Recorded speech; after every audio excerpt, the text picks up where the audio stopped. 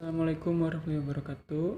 Terima kasih kepada Bapak Fuad Hilmi selaku dosen pengampu. Perkenalkan, nama saya Muhammad Al-Ghifari Kusminata dari Manajemen C dan teman saya Firman Abdul Salam.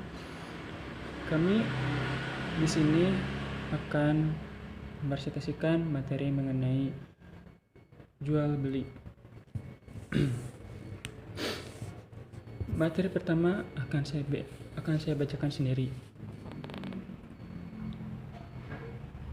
Pertama, sebagai makhluk hidup, manusia tidak dapat hidup sendiri. Artinya bahwa manusia selalu berhubungan dan membutuhkan orang lain. Salah satunya adalah dalam bidang muamalah. Sesungguhnya praktik jual beli telah ada lebih dahulu sebelum konsep muamalah, sebab usaha manusia dalam bentuk perdagangan telah ada semenjak manusia itu ada, seperti misalnya barter. Jual beli adalah kegiatan perdagangan dengan tujuan untuk mencari keuntungan, mulai dari saling menukar barang dengan cara barter hingga menggunakan alat tukar berupa uang. Dari segi kebahasaan, jual beli diartikan sebagai tukar menukar, baik penukaran sesama barang, sesama uang, ataupun barang dengan uang.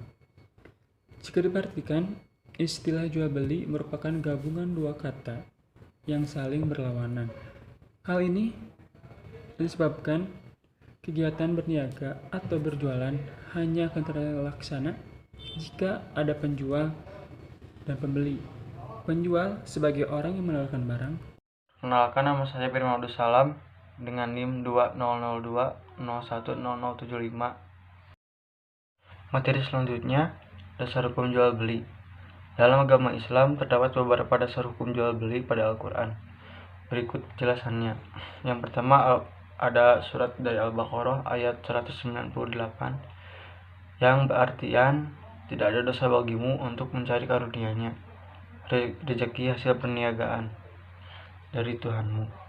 Yang kedua, Al-Baqarah ayat 275 yang berartian dan Allah menghalalkan jual beli serta mengharamkan riba. Syarat sah jual beli. Jual beli dapat dikatakan sah apabila memenuhi beberapa persyaratan berikut. Pembeli dan penjual sebagai pelaku utama kegiatan wajib berakal sehat dan memiliki kemampuan untuk bertransaksi, sehingga apabila transaksi dilaksanakan oleh anak kecil serta penderita kesehatan jiwa, maka tentu tidak sah.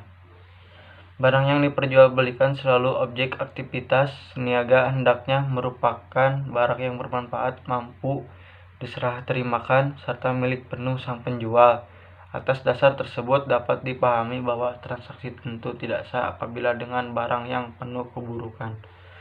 Selain itu, tidak sah juga apabila barang lain yang bukan sepenuhnya milik penjual seperti barang pinjaman, barang milik orang lain, ataupun barang sewa diperjualbelikan.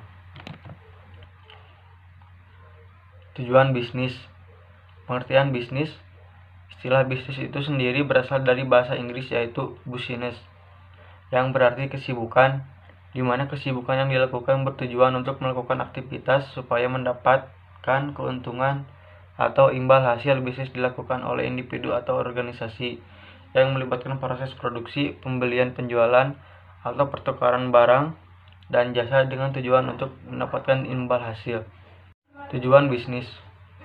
Tujuan utama berbisnis untuk mendapatkan imbal hasil dari barang dan jasa yang dijual kepada konsumen. Selain tujuan utama tersebut, bisnis memiliki banyak tujuan lainnya, antara lain sebagai berikut: menyediakan barang atau jasa yang dibutuhkan oleh masyarakat, menciptakan lapangan kerja, meningkatkan kesejahteraan pemilik bisnis dan semua orang yang terlibat di dalamnya, meningkatkan pertumbuhan masyarakat umum, menunjukkan eksistensi suatu perusahaan dalam jangka waktu panjang, menunjukkan prestasi dan juga kinerja. Penutup. Kesimpulannya, Maka dari itu, jual beli merupakan kegiatan perdagangan yang bertujuan untuk mencari keuntungan, mulai dari saling menukar barang dengan cara barter hingga menggunakan alat tukar berupa uang. Jual beli bisa dikatakan sah apabila memenuhi persyaratan pembeli dan penjual sebagai pelaku utama kegiatan wajib berakal sehat dan memiliki kemampuan untuk bertransaksi. Dan jual beli bisa dikatakan tidak sah apabila barang lain yang bukan sepenuhnya milik penjual, seperti barang pinjaman, barang milik orang lain, ataupun barang sewa diperjualbelikan. Adapun tujuan dalam berbisnis, salah satu di antaranya yaitu meningkatkan kesejahteraan pemilik bisnis dan semua orang yang terlibat di dalamnya. Sekian dari kelompok kami, Firman dan Algifari. Mohon maaf apabila banyak kesalahan. Wassalamualaikum warahmatullahi wabarakatuh.